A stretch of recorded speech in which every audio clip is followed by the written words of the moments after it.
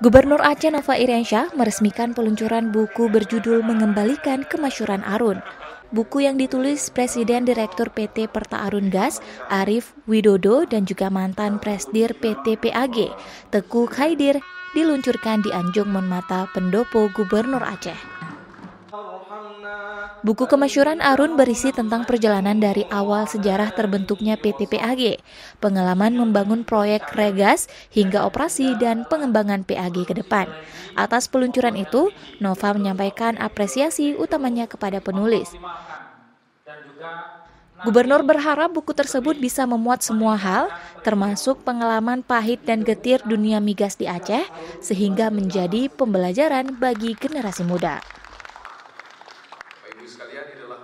Tim Aceh Info melaporkan.